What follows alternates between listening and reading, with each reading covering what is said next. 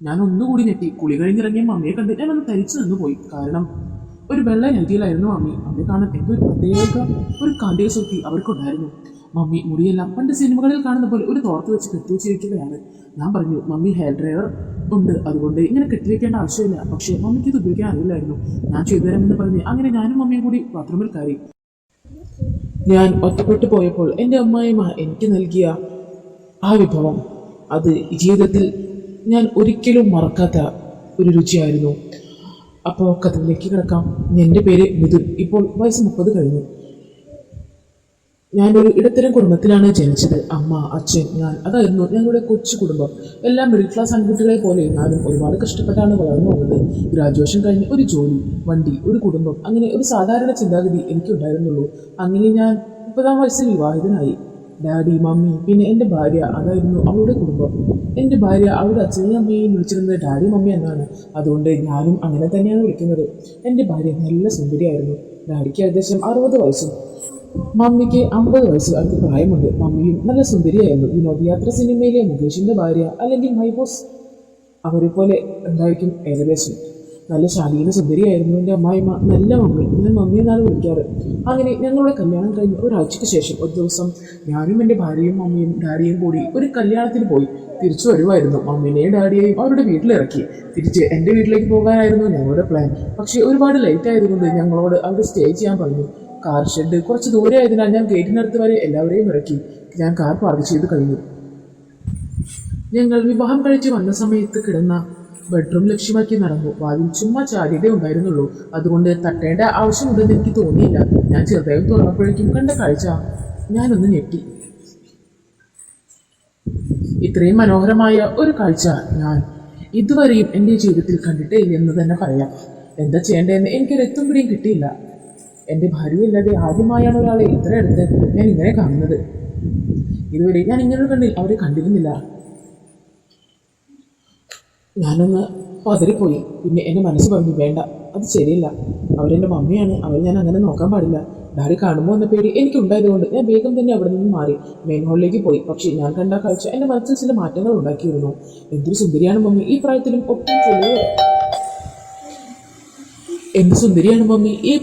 ഒട്ടും ചുളിവ് വരാത്ത ശരീരം, നല്ല വണ്ണക്ക ശില്പം പോലെയുള്ള, ലൂസിഫർ സിനിമയിലെ ഗോമതിയുടെ പോലെയുള്ള ഭംഗിയായിരുന്നു അവർക്ക്. ഞാൻ വീണ്ടും വീണ്ടും മമ്മിയുടെ ആ നിൽപ്പ് ഓർത്തുകൊണ്ടേയിരുന്നു. മമ്മിക്ക് വലിയ തടിയൊന്നുമില്ല, ഒരു മീഡിയം സൈസ്. അങ്ങനെ അതെല്ലാം ഓർത്ത് കിടക്കുമ്പോഴാണ് മിഥുൻ, വാ നമുക്ക് ഭക്ഷണം കഴിക്കാമെന്ന് മമ്മി വിളിക്കുന്നത്. നെറ്റിത്തിരിഞ്ഞ് നോക്കുമ്പോൾ ഒരു ഓറഞ്ച് കളർ നൈറ്റിൽ മുടി കഴിച്ചിട്ട് എൻ്റെ സുന്ദരി മമ്മി എന്നെ ഭക്ഷണം കഴിക്കാൻ വിളിക്കുന്നു. അന്ന് മുതലാണ് ഞാൻ മമ്മിയെ കൂടുതൽ ശ്രദ്ധിച്ചു തുടങ്ങിയത്. എന്തൊരു സുന്ദരിയാണവർ എന്ന് അന്ന് തൊട്ട് ഞാൻ മനസ്സിലാക്കി കഴിഞ്ഞു. പിന്നെ ഞാൻ ഇടയ്ക്കിടയ്ക്ക് ഭാര്യ വീട്ടിൽ പോകുമ്പോൾ മമ്മിയെ ശ്രദ്ധിക്കാറുണ്ട്. പക്ഷെ ഇതുവരെ എൻ്റെ മനസ്സിൽ മറ്റൊരു ചിന്തയും തോന്നിയിട്ടില്ല. ഞാൻ അവരുടെ സൗന്ദര്യം ആശ്രയിക്കുന്നുണ്ട്. പക്ഷെ അതിനപ്പുറം മമ്മിയുമായി എന്തെങ്കിലും ഒരു ബന്ധം വേണമെന്ന് എനിക്ക് തോന്നിയിട്ടില്ല. അത് നടക്കില്ല എന്ന് എനിക്കറിയാം. ചിലപ്പോൾ അതുകൊണ്ടായിരിക്കാം. അങ്ങനെ ഇരിക്കെ എനിക്ക് ജോലി സംബന്ധമായി ഓസ്ട്രേലിയയിൽ ഒരു പ്രൊജക്റ്റ് ചെയ്യണമെന്ന് കമ്പനി ആവശ്യപ്പെട്ടു. ഞാനതിന് പോകാമെന്ന് തീരുമാനിക്കുകയും ചെയ്തു. എനിക്ക് ഫാമിലി വിസയാണ് കമ്പനി തന്നത്. അങ്ങനെ ഞാനും എൻ്റെ ഭാര്യയും കൂടി ഓസ്ട്രേലിയയിലേക്ക് 3 കൊല്ലത്തെ കോൺട്രാക്ട് അടിസ്ഥാനത്തിൽ ഫ്ലൈറ്റ് കയറി. ഏകദേശം 1 കൊല്ലം കഴിഞ്ഞപ്പോൾ എൻ്റെ കഠിന പരിശ്രമത്തിൽ എൻ്റെ ഭാര്യ ഗർഭിണിയായി. ആരോ ഏതോ സിനിമയിൽ പറഞ്ഞ പോലെ ഇനിയാണ് കഥയുടെ എല്ലാ കാര്യങ്ങളും കിടക്കുന്നത്. അങ്ങനെ എൻ്റെ ഭാര്യയുടെ ആഗ്രഹപ്രകാരം അവളുടെ മമ്മിയെ ഓസ്ട്രേലിയയിലേക്ക് കൊണ്ടുവരാൻ തീരുമാനിച്ചു. വേറൊന്നും കൊണ്ടല്ല, കുട്ടി ഉണ്ടായിക്കഴിഞ്ഞാൽ ഒരു സഹായമാകുമല്ലോ. അങ്ങനെ വിസയുടെ കാര്യങ്ങളെല്ലാം ചെയ്തു. മമ്മിയെ ഓസ്ട്രേലിയയിലേക്ക് കൊണ്ടുവരാനുള്ള വിസ റെഡിയായി. പക്ഷെ മമ്മിക്ക് ഒറ്റയ്ക്ക് വരാൻ പേടിയാണ്. ഇതുവരെ കേരളത്തിന് പുറത്ത് പോകാത്ത മമ്മിക്ക് 2 ഫ്ലൈറ്റ് മാറി കയറി ഓസ്ട്രേലിയയിലേക്ക് ഒറ്റയ്ക്ക് വരുവാനുള്ള കാര്യം ചിന്തിക്കാൻ കൂടി പറ്റുന്നതായിരുന്നില്ല. ഡാഡി ഇതുവരെ മമ്മിയെയും മോളെയും ഒരു ടൂർ പോലും കൊണ്ടുപോയിട്ടില്ല. കൊച്ചി ഉലുമോയിൽ പോകുമെന്നല്ലാതെ ഇതുവരെ കേരളത്തിന് പുറത്തൊരു യാത്ര ചെയ്തിട്ടില്ല. മമ്മയും ഡാഡിയും തമ്മിൽ ഏകദേശം 10 വയസ്സ് വ്യത്യാസമുള്ളതുകൊണ്ട് ഡാഡിയെ മമ്മിക്ക് കുറച്ച് പേടിയായിരുന്നു. പിന്നെ ഡാഡിക്ക് 15 വർഷമായി നടുവേദനയും ഉള്ളതുകൊണ്ട് ദീർഘദൂരം യാത്ര ചെയ്യാനും പറ്റില്ല. ശരി, എന്നാൽ ഞാൻ നാട്ടിലേക്ക് വന്ന് മമ്മിയെ കൂട്ടിക്കൊണ്ട് ഓസ്ട്രേലിയയിലേക്ക് വരാമെന്ന് പ്ലാൻ ചെയ്തു. ഞാൻ 1 മാസത്തെ വെക്കേഷൻ അടുത്ത് നാട്ടിൽ പോയി.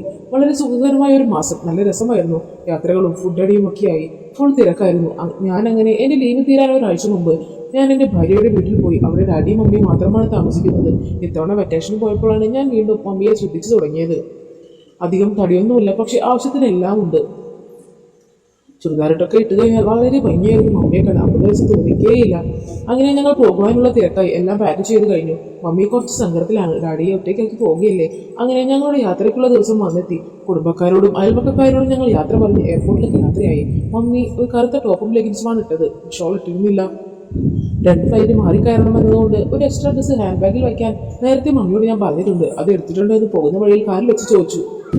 എല്ലാം ഓക്കെയാണ് മോനെ, ഞാൻ എല്ലാം എടുത്തിട്ടുണ്ട്, ടിക്കറ്റും പാസ്പോർട്ടും എന്ന് മമ്മി പറഞ്ഞു. അങ്ങനെ ഞങ്ങൾ കൊച്ചി എയർപോർട്ടിലെത്തി. ഡാഡിയോട് യാത്ര പറഞ്ഞ് ഫ്ലൈറ്റ് കയറി. മമ്മി കുറച്ച് സങ്കടത്തിലാണ്. ആദ്യമായാണ് ഡാഡിയെ വിട്ട് പിരിഞ്ഞ് നിൽക്കുന്നത്. ഫ്ലൈറ്റിൽ ഞാൻ മമ്മിക്ക് ആത്മവിശ്വാസം നൽകിക്കൊണ്ടിരുന്നു. ഞാൻ ഉണ്ടല്ലോ കൂടെ, മമ്മി പേടിക്കേണ്ട, എന്ത് വന്നാലും ഞാൻ നോക്കിക്കോളാം. അങ്ങനെ 4 മണിക്കൂർ കഴിഞ്ഞ് ഞങ്ങൾ ദുബായ് ലാൻഡ് ചെയ്തു. ഏകദേശം 10 മണിക്കൂർ ലേഓവറുണ്ട് ഞങ്ങളുടെ അടുത്ത ഓസ്ട്രേലിയ ഫ്ലൈറ്റിന് വേണ്ടി. ഞങ്ങൾ എയർപോർട്ടിൽ തന്നെ ഇരിക്കാമെന്നാണ് വിചാരിച്ചത്. പക്ഷേ ഏകദേശം 2 മണിക്കൂർ കഴിഞ്ഞപ്പോൾ ഞങ്ങളുടെ ഫ്ലൈറ്റ് ക്യാൻസലായി എന്ന് അനൗൺസ്മെന്റ് വന്നു. ഫ്ലൈറ്റിന് എഞ്ചിൻ തകരാർ, അതുകൊണ്ട് ഇനി യാത്രയില്ല. ഞങ്ങളുടെ ഫ്ലൈറ്റ് ക്യാൻസലായി. ഇനി എന്ത് ചെയ്യണമെന്ന് യാതൊരു പിടിയുമില്ല. അങ്ങനെ ഞങ്ങൾ ഓഫീസിൽ ചെന്ന് ചോദിച്ചു, ഇനി എപ്പോഴാണ് ഞങ്ങളുടെ ഫ്ലൈറ്റ് ഓസ്ട്രേലിയയിലേക്കുള്ളത്? ഏകദേശം 24 മണിക്കൂർ കഴിഞ്ഞാലാണ് അടുത്ത ഫ്ലൈറ്റ് പുറപ്പെടുക. 24 മണിക്കൂറോ? മമ്മിക്ക് ആകെ ടെൻഷനായി. മമ്മി പതുക്കെ കരയാൻ തുടങ്ങി. മമ്മി കരയേണ്ട, ഞാൻ നിന്റെ കൂടെ. മമ്മി സുരക്ഷിതമായി മോളുടെ അടുത്ത് എത്തിച്ചോളാം. ഞാൻ വീണ്ടും ഓഫീസായി സംസാരിച്ചു. ഞങ്ങൾക്ക് താമസിക്കാൻ ഹോട്ടലിൽ ഒരു കോംപ്ലിമെന്ററി മുറി അറേഞ്ച് ചെയ്യിപ്പിച്ചു. ഇത് പറഞ്ഞപ്പോഴാണ് മമ്മിക്ക് ഒരു ആശ്വാസമായത്. ഒരു ദിവസം കഴിഞ്ഞാൽ പോകാമല്ലോ എന്നൊരു പ്രതീക്ഷ വന്നു. മമ്മി കുറെ കൂടി കോളായി തുടങ്ങി. ഇത് എനിക്കിപ്പോഴാണ് സമാധാനമായത്. അല്ലെങ്കിൽ നമ്മൾ എയർപോർട്ടിൽ തന്നെ കുത്തിയിരുന്ന് പെട്ടുപോയനെ. പേടിക്കേണ്ട മമ്മി, ഞാനില്ലേ കൂടെ. നമുക്ക് ഈ ദുബായ് കറങ്ങി കണ്ടുകളയാം. അങ്ങനെ ഞങ്ങൾ ഫ്ലൈറ്റ് കമ്പനി അറേഞ്ച് ചെയ്ത ബസ്സിൽ ഹോട്ടലിലെത്തി. ഞങ്ങൾ ഹോട്ടൽ മുറിയിൽ ചെന്ന് അപ്പോഴാണ് എനിക്ക് മനസ്സിലായത് ഞങ്ങൾക്ക് 2 പേർക്കും കൂടി ഒരു മുറിയാണ് തന്നിരിക്കുന്നത്. പെട്ടുപോയല്ലോ, ഇനി എന്ത് ചെയ്യും? മമ്മി, നമുക്ക് 2 പേർക്കും കൂടി ഒരു മുറിയാണ് തന്നിട്ടുള്ളത്. അവൾ പറഞ്ഞു, കുഴപ്പമില്ല, ഒരു ദിവസത്തെ കാര്യമല്ലേ ഉള്ളൂ, നമുക്ക് അഡ്ജസ്റ്റ് ചെയ്യാം. ശരിയെന്ന് ഞാനും പറഞ്ഞു. സത്യം പറഞ്ഞാൽ എനിക്ക് ലോട്ടറി അടിച്ച അവസ്ഥയായിരുന്നു. അറ്റ്ലീസ്റ്റ് മമ്മിയെ അടുത്ത് കാണാമല്ലോ. അങ്ങനെ ഞങ്ങൾ 2 പേരും കൂടി ചെക്കിങ് ചെയ്തു. നല്ല വിശാലമായി കിടക്കുമ്പോൾ ഒരു ക്യൂൺ സൈസ് ബെഡ്, പിന്നെ ഒരു കൗച്ച്, പിന്നെ വാഷ്റൂം, ചെറിയൊരു ബാൽക്കണി, ഒരു 3 സ്റ്റാർ എന്ന് വേണമെങ്കിൽ പറയാം. മമ്മിക്ക് ഇപ്പോഴാണ് സമാധാനമായത്. നാട്ടിൽ വിളിച്ച് ഡാഡിയോട് കാര്യങ്ങളൊക്കെ പറഞ്ഞു. ഇത് മമ്മി ആദ്യമായിട്ടാണ് പുറത്തൊക്കെ പോകുന്നത്, ഒന്ന് ശരിക്കും ശ്രദ്ധിച്ചോളണം. ഡാഡി ഒട്ടും പേടിക്കേണ്ട, കുഞ്ഞുപോലെ നോക്കിക്കോളാം എന്നും പറഞ്ഞ് എന്നോട് ചേർന്ന് നിർത്തി. മമ്മിയുടെ മുഖഭാവത്തിലേക്ക് മനസ്സിലായി മമ്മിക്ക് ഒരു സുരക്ഷിതത ഫീൽ ചെയ്യുന്നുണ്ടെന്ന്. അങ്ങനെ ഫോൺ വിളിയൊക്കെ കഴിഞ്ഞ് ഞാൻ മമ്മിയോട് പറഞ്ഞു, ഇവിടെ ഇരുന്നാൽ മതി, നമുക്ക് ദുബായ് ഒന്ന് കാണണ്ടേ. മമ്മി ജീവിതത്തിൽ ആദ്യമായിട്ടാണ് മറ്റൊരു നഗരത്തിൽ പോകുന്നത്. കേരളത്തിൽ പുറത്തു പോകാത്ത മമ്മിക്ക് ദുബായ് ഒരു അത്ഭുതമായിരുന്നു. ഞാൻ മമ്മിയെ കൊണ്ട് ദുബായ് ബുർജ് ഖലീഫയുടെ മുമ്പിൽ പോയി ഒരുപാട് ഫോട്ടോസൊക്കെ എടുത്തു കൊടുത്തു. മമ്മിക്കതെല്ലാം ഒരു അത്ഭുതം തന്നെയായിരുന്നു. മമ്മി ഏറെ സന്തോഷിക്കുന്നതായി ഞാൻ മനസ്സിലാക്കി. മമ്മിയുടെ പുതിയൊരു ലോകത്തിൽ വന്നതുപോലെയായിരുന്നു. മമ്മിയുടെ മുഖത്തുള്ള ഒരു സന്തോഷം എന്നെ വളരെ അത്ഭുതപ്പെടുത്തി. മമ്മി എന്തെങ്കിലുമൊക്കെ എടുക്കുവാൻ വേണ്ടി കുനിയുമ്പോൾ ഞാൻ ആ ദർശനം മിസ്സാക്കാറില്ല. അത് കാണുമ്പോൾ എനിക്ക് കിട്ടുന്നൊരു സുഖം, ഒരു ആനന്ദമായിരുന്നു. അങ്ങനെ ആ മുയൽക്കുഞ്ഞുങ്ങളെയൊക്കെ കണ്ട് ഞാനും മമ്മിയും കൂടി ആ ദുബായ് നഗരം ചുറ്റി കണ്ടു. പൂക്കൾ ഇഷ്ടപ്പെടുന്ന മമ്മിക്ക് മിറാക്കിൾ ഗാർഡൻ ഒരു അത്ഭുതമായിരുന്നു. മമ്മിയും ഞാനും ഒരുപാട് അടുത്തു. ആദ്യമായിട്ടാണ് ഞാനും മമ്മിയും അത്ര അടുത്ത് സംസാരിക്കുന്നത് തന്നെ. ഞങ്ങൾ കൈകൾ ഇടയ്ക്കിടയ്ക്ക് കൂട്ടിപ്പിടിക്കാറുണ്ട്. ഞാൻ മമ്മിയെ തോളോട് ചേർത്ത് പിടിക്കാറുമുണ്ട്. പക്ഷെ അതൊന്നും വേറൊരു തരത്തിലേക്ക് എനിക്ക് ചിന്തകളൊന്നും തന്നിരുന്നില്ല. മമ്മി ഞാനുമായി വളരെ കംഫർട്ടബിൾ ആയി എന്ന് എനിക്ക് മനസ്സിലായി. എന്നോട് ഒരുപാട് തമാശകൾ പറഞ്ഞു തുടങ്ങി. ഞങ്ങൾ ശരിക്കും കൂട്ടുകാരെ പോലെയായി. ദുബായ് ചുറ്റിക്കറങ്ങി. അങ്ങനെ രാത്രിയായി. മമ്മി പറഞ്ഞു, ഇത് ഞാൻ മടുത്തു, നമുക്ക് ഈ റൂമിൽ പോവാം, എനിക്ക് കാല് വേദനിക്കുന്നു. വയസ്സായില്ലേ, ഒന്ന് പോവാം മമ്മി. മമ്മിയെ കണ്ടാലേ ഇപ്പോഴും 40 വയസ്സൊക്കെ പറയത്തുള്ളൂ. ഒന്ന് പോടെ ചക്ക കളിയാക്കാതെ. അങ്ങനെ ഞങ്ങൾ ഭക്ഷണം കഴിച്ച് തിരിച്ച് റൂമിൽ വന്നു. ഇനി എന്തെന്ന് ആലോചിച്ചിരിക്കുന്ന സമയത്ത് മമ്മി പറഞ്ഞു, ഫ്രഷ് ആയിട്ട് വരാമെന്ന്. മമ്മി കുളിക്കുവാനായി കയറി. അങ്ങനെ ഞാൻ TV കണ്ടിരുന്നു. ബാത്റൂമിലെ ഡോർ തുറക്കുന്ന ഒച്ച കേട്ട് അങ്ങോട്ട് നോക്കി. ഞാൻ ഒന്നുകൂടി ഞെട്ടി. കുളി കഴിഞ്ഞിറങ്ങിയ മമ്മിയെ കണ്ട് ഞാൻ ഒന്ന് തരിച്ചു നിന്ന് പോയി. കാരണം ഒരു വെള്ള നെറ്റിയിലായിരുന്നു മമ്മി. മമ്മി കാണാൻ എന്തൊരു പ്രത്യേക ഒരു കാന്തിക ശക്തി അവർക്കുണ്ടായിരുന്നു. മമ്മി മുടിയെല്ലാം പണ്ട് സിനിമകളിൽ കാണുന്ന പോലെ ഒരു തോർത്ത് വെച്ച് കെട്ടിവെച്ചിരിക്കുകയാണ്. ഞാൻ പറഞ്ഞു, മമ്മി ഹെയർ ഡ്രയർ ഉണ്ട്, അതുകൊണ്ട് ഇങ്ങനെ കെട്ടിവെക്കേണ്ട ആവശ്യമില്ല. പക്ഷേ മമ്മിക്ക് ഇത് ഉപയോഗിക്കാൻ അറിയില്ലായിരുന്നു. ഞാൻ ചെയ്തുതരാമെന്ന് പറഞ്ഞ് അങ്ങനെ ഞാനും മമ്മിയും കൂടി ബാത്റൂമിൽ കയറി. ഞാൻ മമ്മിയുടെ ബാക്കിലായി നിന്നു. മമ്മിയുടെ മുടി പതുക്കെ ഉണക്കുവാൻ തുടങ്ങി. മമ്മിക്ക് അതൊരു പുതിയ അനുഭവമായിരുന്നു. മമ്മിയുടെ മുഖത്ത് ആ സന്തോഷം എനിക്ക് കാണാൻ സാധിക്കുമായിരുന്നു. എനിക്ക് അപ്പോഴാണ് വേറെ കാര്യം മനസ്സിലായത്. താഴെ എന്തൊക്കെ അനങ്ങാൻ തുടങ്ങിയിരുന്നു. അങ്ങനെ ഞാൻ അവിടെ നിന്ന് മമ്മിയുടെ മുടിയെല്ലാം ഉണക്കി കൊടുത്തു. മമ്മിക്ക് ഒരുപാട് സന്തോഷമായി. എന്നാൽ ഇനി ഇതും പോയി കുളിച്ചിട്ട് വാ. അങ്ങനെ ഞാൻ കുളിക്കാനായി കയറി. ശേഷം ഞാൻ കുളിയെല്ലാം കഴിഞ്ഞ് ഒരു ബോക്സർ മാത്രം ഇട്ട് റൂമിലേക്ക് വന്നു. മിഥുൻ, ശരീരമൊക്കെ നല്ലപോലെ നോക്കുന്ന കൂട്ടത്തിലാണല്ലേ, നല്ല ഫിറ്റ് ബോഡി ആണല്ലോ, ഇങ്ങനെ വേണം ആമ്പിള്ളേരായാൽ. മതി കിടക്കാൻ നോക്ക്. മമ്മി, എനിക്ക് ഉറക്കം വരുന്നു. അങ്ങനെ ഞാൻ ഗുഡ് നൈറ്റ് പറഞ്ഞു. എന്നെ സോഫയിലേക്ക് പോയി കിടന്നു. അതൊരു നമ്പറായിരുന്നു എൻ്റെ. മിഥുൻ, എന്തിനാണ് അവിടെ കിടക്കുന്നത്? ബെഡിൽ സ്ഥലമുണ്ട്, വാ ഇവിടെ വന്ന് കിടക്കാം. അത് കേൾക്കേണ്ട താമസം ഞാൻ വേഗം തന്നെ വന്ന് ബെഡിൻ്റെ ഇടത്തെ സൈഡിൽ കിടന്നു. ചെറിയൊരു വെളിച്ചമുണ്ട്, ഞങ്ങൾക്ക് പരസ്പരം കാണാം. ഞാൻ മമ്മിയോട് ചോദിച്ചു, മമ്മി എങ്ങനെയുണ്ടായിരുന്നു ഇന്നത്തെ ദിവസം? ഇതുപോലെ ഞാൻ ജീവിതത്തിൽ സന്തോഷിച്ചിട്ടില്ല. ഒരുപാട് നന്ദി മോനെ. അങ്ങനെ ഞാനും മമ്മിയും ഒരുപാട് വിശേഷങ്ങളൊക്കെ പറഞ്ഞു കിടന്നു. മമ്മി അവൾ പറഞ്ഞിട്ടുണ്ട് മമ്മിയുടെ അടുത്ത് കേൾക്കാൻ നല്ല സുഖമാണെന്ന്.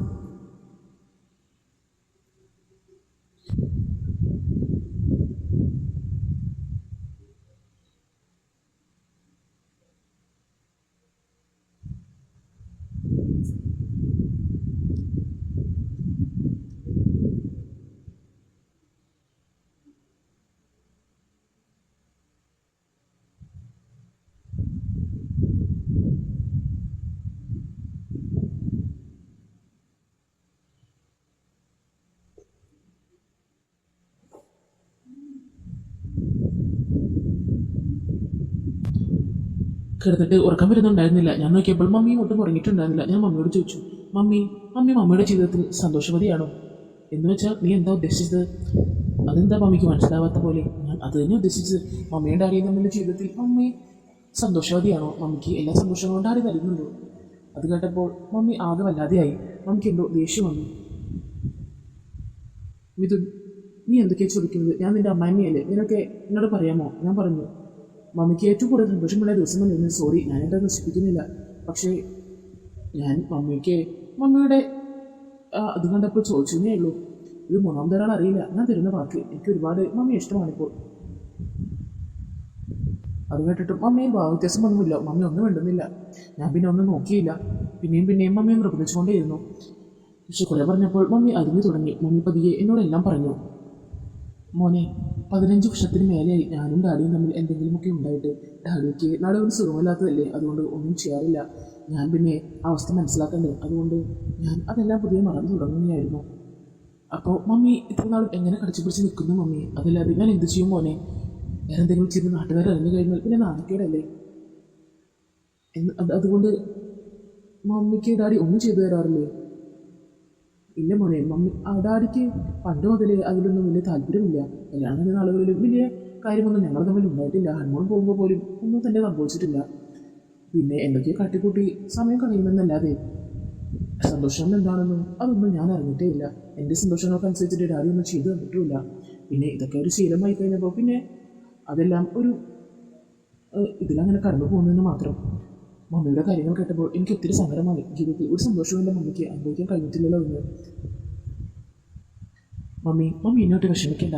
ഇനി എൻ്റെ കൂടെയുള്ള ജീവിതം മമ്മിക്ക് ഏറ്റവും സന്തോഷമുള്ള ദിവസങ്ങളായിരിക്കും. മോനെ, എനിക്ക് മനസ്സിലാവുന്നുണ്ട്. ഇനി മുന്നിലാണ് ഞങ്ങളുടെ പ്രതീക്ഷ. അതുകൊണ്ട് ഞാൻ ഇന്നു തൊട്ടേ വളരെ സന്തോഷവതിയാണ് മോനെ. ജീവിതത്തിൽ ആദ്യമായി ഞാൻ ഇങ്ങനെ ലോകം കണ്ടത്, ഇങ്ങനെ കറങ്ങിയടിച്ചത്. ഇത്രയും സന്തോഷമായിട്ട് ഞാൻ എൻ്റെ ജീവിതത്തിൽ ഉണ്ടായിട്ടില്ല. സത്യമാണ്. മോനാണ് എനിക്കതെല്ലാം നൽകിയത്. ഇനി അങ്ങോട്ട് മോൻ അതെല്ലാം എനിക്ക് നൽകുമെന്ന് എനിക്ക് ഉറപ്പാണ്. അതുകൊണ്ട് തന്നെ ഞാൻ ഒത്തിരി സന്തോഷവതിയാണ് മോനെ. ശരി, ഇനി കിടന്നുറങ്ങാൻ നോക്ക് ചെക്ക. അപ്പോൾ എല്ലാം മനസ്സിലായില്ലേ? ഇനി അങ്ങോട്ട് നമ്മൾ അടിച്ചു വിളിക്കുകയല്ലേ? ഇനിയും എത്രയോ ദിവസങ്ങൾ കിടക്കുന്നു എല്ലാം പറയാനും ചെയ്യാനും ഒക്കെ. അതുകൊണ്ട് ഇത് നമുക്ക് ഉറങ്ങിയാലോ? എന്നാൽ ശരി, നമുക്ക് ഉറങ്ങാമേ. അപ്പോൾ ഇന്നത്തെ നമ്മുടെ ഈ മോട്ടിവേഷണൽ സ്റ്റോറി എല്ലാവർക്കും ഇഷ്ടപ്പെടുമെന്ന് കരുതുന്നു. ഇഷ്ടപ്പെടുവാണെങ്കിൽ ലൈക്ക് ചെയ്യാനും ഷെയർ ചെയ്യാനും സബ്സ്ക്രൈബ് ചെയ്യാനും മറന്നു പോകരുത്. ഇതിൽ നല്ല കഥകളുമായി ഞാൻ വീണ്ടും വരുന്നതായിരിക്കും. അതുവരെയും ബൈ ബൈ ഫ്രണ്ട്സ്.